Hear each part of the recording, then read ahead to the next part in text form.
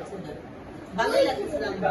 মহিন, আপনাকে ধন্যবাদ। আপনি যেমনটা বলছিলেন খুলনায় আমি আজকে এসেছি একটি পাইকারি সবজির বাজার, সেখানে করে এসেছি। আমি দিন আগে কয়েকটি বাজার ঘুরেছি, সেখানে আমি দেখেছি যেমন আলু, নতুন যে আলুটা আছে সেটা 70 টাকা দরে বিক্রি হচ্ছে এবং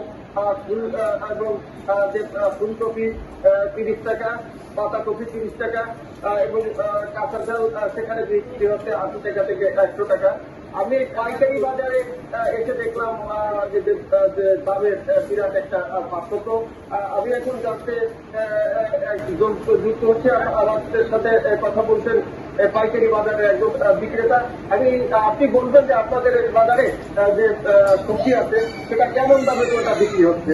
আজকে বাজারটা একটু বর্ষার জন্য একটু দুর্বল। ফুলকপির বিক্রি হচ্ছে 15 থেকে 16 টাকা, মূলা 10 টাকা, বিড়াল 35 টাকা, লাল শাক 8 থেকে 10 টাকা, আর নতুন আলু 50 টাকা, ধনে পাতা 30 টাকা আজকের বাজার। আপনি এখানে অনেকটাই কম, এখানে সবজির দাম খুচরা বাজারে যে বিক্রি হচ্ছে অনেক কম। এছাড়া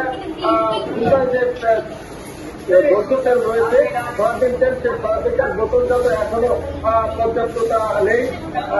সরকার ট্যাক্স কমিয়ে দেওয়ার পরে এবং সয়াবিন তেলের দাম বৃদ্ধি করার পরেও সাধারণ যে বিক্রেতা তারা বলছে যে তাদের কাছে এখন পর্যন্ত সেই বোতলজাত সয়াবিন পাওয়া যাচ্ছে না। বেশিরভাগ দোকানে দু একটা বোতল আছে। তো সাধারণ যে ক্রেতা রয়েছে তারা এই বিষয়টা চরম ক্ষুব্ধ, যাতে এই তেলের পর্যাপ্ততা হয় সে বিষয়ে ভোক্তা অধিকার সহ সরকারের সংশ্লিষ্ট কর্তৃপক্ষের প্রতি তারা দৃষ্টি আকর্ষণ করেছে। তো এ ছিল খুলনার বাজার দরের সবচেয়ে স্পষ্ট। লিয়াকত, আপনাকে ধন্যবাদ।